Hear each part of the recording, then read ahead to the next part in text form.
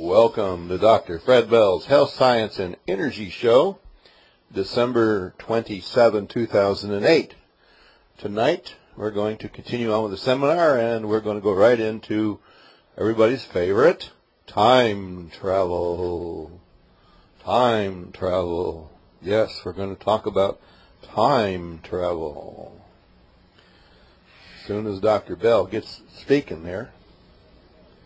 Are you going to speak, Dr. Bell? Right. There you go. So, the Andromedan said, because I already built a time machine, I was ready for this, we're going to stop time. You're going to witness it.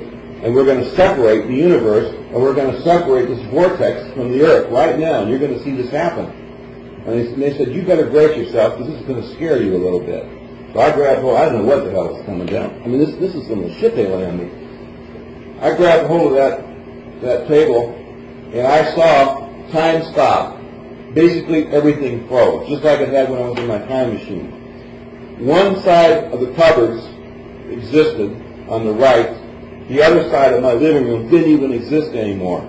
All I could see was out where the ocean was, and half of Laguna Beach disappeared. Then as I stood by the cupboard, I had my point of reference looking this way, which I'm looking towards the refrigerator. This side of the house disappeared, that side of the house disappeared, and the entire world turned 360 degrees. It made a complete rotation, taking about 45 or 50 seconds, slowly. And the only thing that existed was this little fragment of me in this abyss of nothingness, holding on to this goddamn thing. Totally, talk about vertigo. I had some vertigo like you've never imagined. And I'm standing around here, and this is really happening. I'm feeling the wind on my face. And I'm wishing I was on drugs or drunk or something, you know. I needed something. This is really happening. And the whole world turned 360 degrees. And then it solidified. It gradually came in again. So it slowed down. It just went, just imagine you're here and the whole world around you, and you're the only thing that's not moving turned 360 degrees. And she said, we are now making an intervention into every single atom of this planet that's just changed its frequency. Half your historical past doesn't even exist anymore. And this is how they do it. Boom. And it stopped. And I just about passed out. And I went over and I got a gallon of water out. I said, I got to detox quick from that. I drank a full gallon of water in one swig just to get grounded from that. Are they using machinery? They don't say what they use. I know. See, when I was a contactee of the Pleiadians, the way that the contact would start is that I'd feel a chill on my body like a wind. I would see hair on my arm, and my head would start to get the prick, start prickling up. And then I would have a female, like, when you see a pretty girl or a pretty guy from a girl's point of view, that energy that comes over you, especially if you're 19 years old and you've had 2 drinks, that same sexual rush, that would come over me. And then I'd hear a separate voice, her voice, Sanyasi's voice, very soft, completely different from my thoughts. There was no doubt it was a female voice, and I felt female tantric energy all over me. That was the way. That was really nice. I mean, there was nothing wrong with that.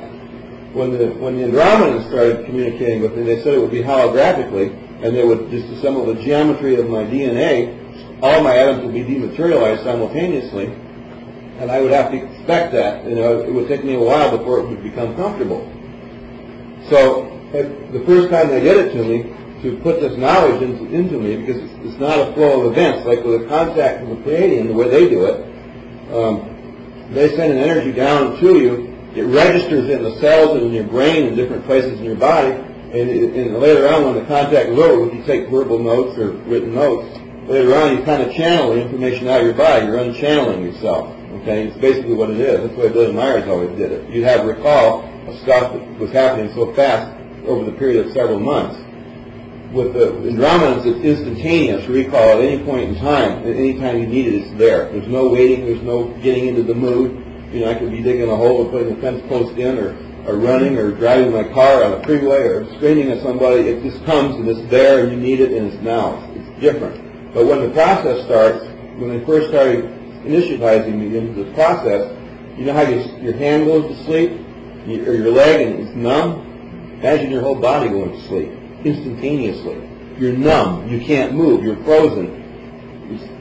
And this tremendous vibration, this pressure, it's like they put me inside of imagine like what it would be like if you were to put that thick of a glass over you and put about 2,000 pounds per square inch of pressure in there. It would take, it's this vibrating and then it's jamming this into your DNA. And the first time I had it, I thought I was having a seizure or a heart attack. I didn't know what it was. I went out and got every kind of medical test you could possibly get after that. And the just doctors, there's nothing wrong with it. You get used to it. And then when the numbness stopped, I could close my eyes. Now, I don't know if you saw a picture. I think there's a picture on the mantle up there. I mean, I haven't seen it right, but it's there. It's up on that I did. My hand became an auto writer, and I just close my eyes like Levatsky used to do it, and not even look what I'm doing. I can write and draw pictures because they just take over. And I did that a few times for me to get used to it. And then the process is so smooth now I don't even notice it's happening because I'm used to it now. It's like it's there, it's happening, and suddenly I realize it just happened. It doesn't scare me anymore, but it was very frightening in the beginning. But he said that's necessary. I asked her. I said in '89 when Sannyasi told me that she was leaving, I asked her why she was leaving, and she said that the Pleiadians cannot, the Earth people give off what's called an auric stench. In other words, it's this negative energy. Even if you're a fairly healthy, nice, decent person, you still, to them, have an auric stench. And so, if you understand what I was talking about longevity and auras, and what he was saying, is if you're around people with short-term auras for any length of time, your short-term auras, your DNA is going to be registering that, and you're going to start getting shorter and shorter to life. So a Pleiadian can only serve here in this aura field of this Earth and around people for 10 or 15 years, otherwise they're going to die. So they're going to have a very short life, and they're going to get sick and fall apart. So they have to leave. So they rotate and they come in groups. When they come in, this group comes and another group leaves. But as a race, they can only come for so long.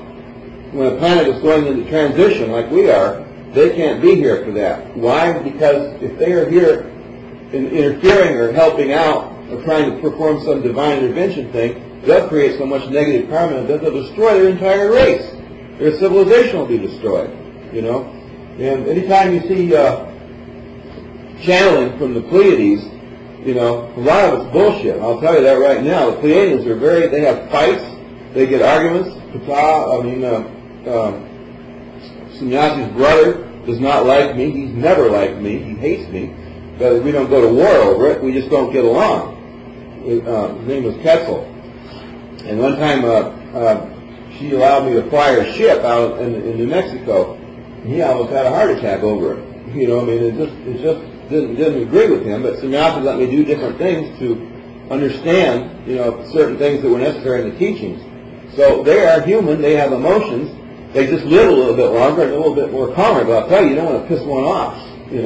They carry a weapon system. When Pleiades, Sannyasi's sister, came out to Billy Meyer one day, Billy Meyer was riding his moped, and so Pleiades wanted to ride it. And the Pleiadians, they're not supposed to drive cars or motorcycles here, but Pleiades ended up on the motorcycle, and she got to drive it around over in the hills outside of Zurich, where Billy lives. So then, after she drove the motorcycle around for 2 hours, and her father had a fit over it, she comes back and hands him a ray gun. And so he starts shooting holes in trees with her ray gun. And I've got photographs of it at home, the ray gun and the trees and the holes and all that. I just didn't think it was apropos for this seminar to show you Pleiadian weaponry, but they have it, and I've seen it. And so they are armed and dangerous if you don't want to mess with them. But they are not going around, and their overall purpose is to help the world. They have a life space. Their vibratory rate of error is so great that they have what's called an S-car flute. An S-car flute is when you do a traspasso, left eye to left eye and fire breathing, like I was telling you yesterday. They have an S-car flute, and two people blow into a flute simultaneously, and they have to harmonize their breath, and they get zero sound out of it. But the sound is so beautiful that it causes light to liquefy. And so when S-car flutes are being played, light turns into liquid and goes around corners and stuff. It's really bizarre, some of the stuff they've got, and we could have it here if we clean up this vibratory rate a little bit. So anyhow, Sannyasi told me that she lost her husband on Pluto 20 years ago doing some mining out there, because they mine dead planets. They don't mine living planets. That's stupid. And